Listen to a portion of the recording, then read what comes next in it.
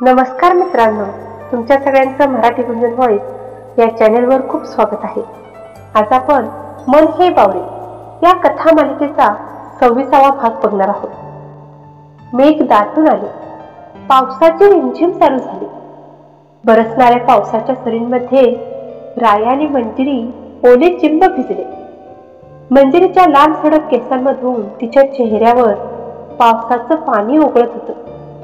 राया आणि मंजिरी धावत अंगणात आले. दोघे पण पावसात पूर्ण भिजले होते. दोघे पण पावसाचा आनंद घेत होते. राया तर तिच्या भिजलेल्या रूपाकडे बघतच राहिला. तुझ्या प्रेमाच्या पावसात राया, मन माझं भिजतं आणि हे हृदय जाया. तुझ्या ओलसर मिठीत मंजिरीसारखं हसतं, जणू प्रेमाची गोष्ट ही पावसात फुलतं. तुझ्या ओल्या बोटांनी माझ्या अंगावर प्रेमाचं पाणी, माझ्या काळजाला राया. तुझ्या आठवणींची सावली, मंजिरीचा गंध आणि तुझ्या स्पर्शाची आठवण. पावसाच्या सरींनी प्रेमाचं स्वप्न सजवलेलं. राया, तुझ्या सोबत पावसात भिजावं वाटतं. मंजिरीच्या सुरांमध्ये तुझं नाव गाऊन चालतं. तुझ्या प्रेमाची शायरी या पावसात रंगते आणि मन तुझ्या आठवणीत पावसाच्या सरींमध्ये बुडते.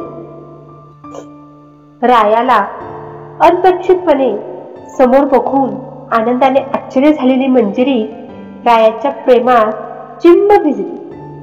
झाडांच्या हिरव्यागार पानांवरून टिपरी टिपरी पडणाऱ्या थेंबांप्रमाणे राया आणि मंजिरीने पावसाच्या झिम्मड खेळात आपलं प्रेम भरू दिलं होतं. पावसाच्या गार थेंबांनी दोघेही चिंब भिजले होते. मंजिरीचा ओला बदर तिने सावरताना राया तिच्याकडे पाहत होता. तिच्या चेहऱ्यावरील हळुवार हास्य आणि पावसात चमकणाऱ्या तिच्या डोळ्यांमध्ये त्याला एक वेगळंच आकर्षण जाणवलं होतं.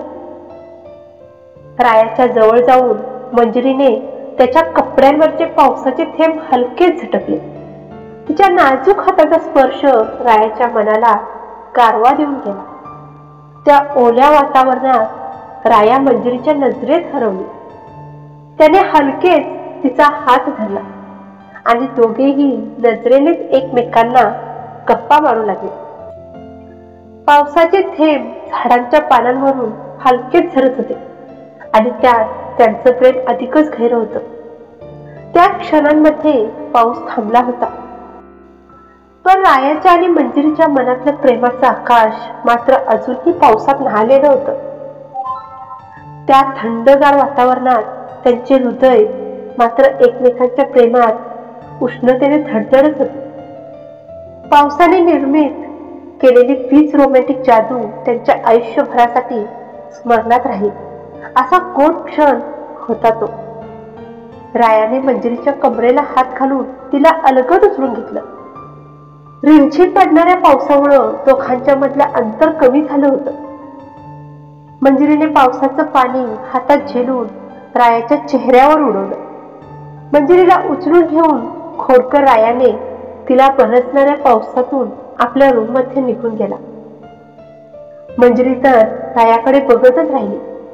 मंजिरीने रायाला दोन्ही हाताने मानेला विळका घालून धरलं होतं. रायाच्या हृदयाची धडधड तिला स्पष्ट ऐकत होती. घरात आई बाबा नव्हते, त्यामुळे दोघांना चांगली स्पेस मिळाली. ओल्या चिंब भिजलेल्या रायाने मंजिरीला अलगद वेडवं ठेवलं. हळूच मंजिरीच्या चेहऱ्यावरून नाजूक बोट फिरवलं. तसं मंजिरी शहारली.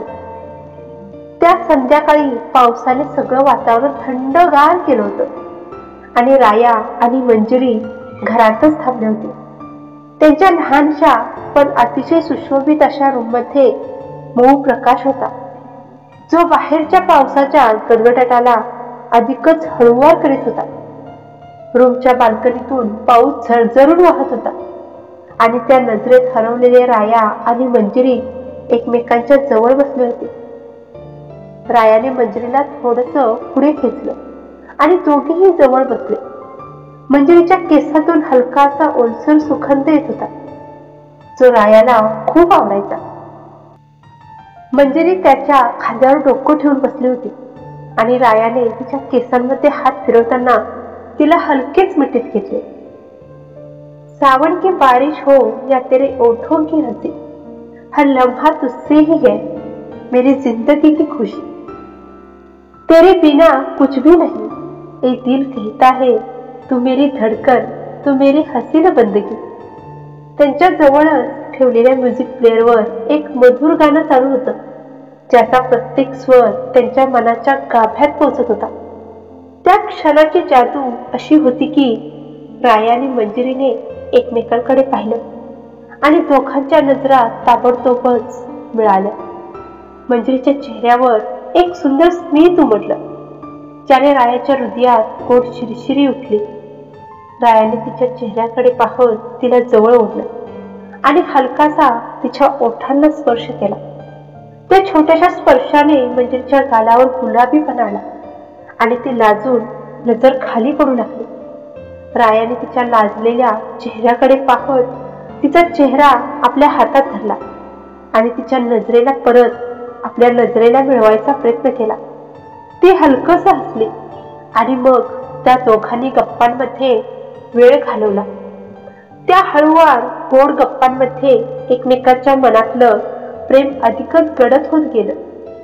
पाऊस बाहेर अजूनही सुरूच होता, पण त्या रूमच्या आतल्या वातावरणात त्यांनी एकमेकांच्या संगतीत निर्माण केलेला गारवा उपजार प्रेमाच्या आठवणींनी परत एकदा सजीव केला.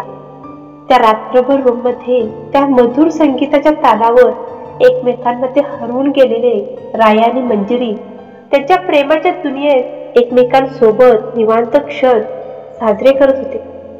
सकाळ होताच रायाच्या फोनवरचा अलाराम वाजला. रायाच्या श्रीकृष्णाचं गाणं लागलं होतं. श्रीकृष्णाचं गाणं ऐकून त्याचं मन अगदी प्रसन्न झालं. राया आळस देत बेडवर उठून बसला. मंजिरी अजूनही झोपलेलीच होती. झोपेत सुद्धा मंजिरी खूप क्यूट दिसत होती. राया एकदम मस्करीच्या मूडमध्ये होता. रायाने हळूच मंजिरीला गुदगुल्या केल्या. मंजिरी हसतच डोळे किलकिले करत उठली. अहो राया, काय करताय तुम्ही? सोडा ना मला, खूप गुदगुल्या होतात. सकाळ झाली तरी सुद्धा दोघे पण प्रेमाच्या दुनियेतून बाहेर आलेच नव्हते. मंजिरीने मोबाईल ऑन करून पाहिला. अरे देवा, अहो राया, किती वाजले पाहिलेत का तुम्ही? सकाळचे 6:30 झालेत. आई बाबा कुठल्याही क्षणी घरी येतील आणि अजून आपण दोघांनी आंघोळ सुद्धा केली नाही. असं म्हणत मंजिरी बेडवरून उठून बाथरूमकडे आंघोळीसाठी निघत होती. तोच रायाने मी पहिला आंघोळीला जाणार म्हणत मंजिरी बाथरूम मध्ये जायच्या आत आपण पळाला. त्याचं असं लहान मुलासारखं वागणं बघून मंजिरी तर हसायलाच लागली.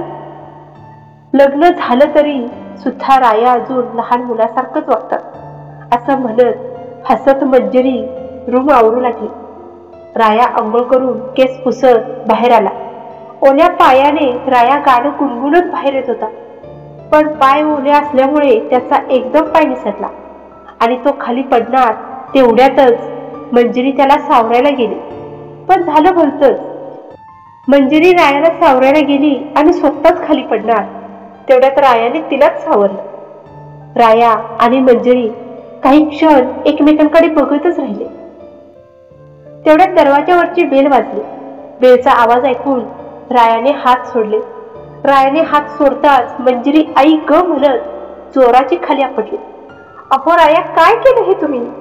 पडले ना मी, मंजिरी इवळत बोलली. सॉरी म्हणत रायाने मंजिरीला उचललं. असं कोण करतो हो राया? मला नाही बोलायचं तुमच्यासोबत, जा तुम्ही, म्हणत मंजिरीने रायाला दरवाजा ओपन करायला पाठवला. राया दरवाजा ओपन करायला खाली हॉलमध्ये गेला आणि मंजिरी बाथरूम मध्ये गेली. रायाने दरवाजा ओपन केला. आई बाबांना समोर बघून रायाला खूप आनंद झाला. अरे राया, कसा आहेस? केव्हा आलास पुण्यावरून? म्हणत आई बाबा हॉलमध्ये येऊन सोफ्यावर बसले. आई बाबांचा आवाज ऐकून मंजिरी पटापट तयार होऊन खाली हॉलमध्ये आली. मंजिरी लगेचच किचन मध्ये जाऊन आई बाबांसाठी पाणी घेऊन आली. आई बाबा, कसा झाला प्रवास? मंजिरीने पाणी देत विचारलं. खूप छान झाला प्रवास, आम्ही फ्रेश होऊन येतो, म्हणून आई बाबा रूम मध्ये निघून गेले. मंजिरी मोबाईलवर आज कोणता पदार्थ नाश्त्याला बनवायचा याची रेसिपी बघू लागली. आज मी नाश्ता बनवतो म्हणत राया किचन मध्ये गेला. रायाने कांदे चिरायला घेतले, पण मंजिरीने त्याच्या हातातले कांदे काढून घेतले. काही गरज नाही, मी बनवते नाश्ता. मंजिरी रागाने नाक मुरडत रायाला बोलली. काय झालं एवढं चिडायला? सरळ सांग ना. राया मंजिरीची खेचत बोलला. आई बाबा आले, मला त्याच्या पुढे कोणताही तमाशा मला नाही करायचा.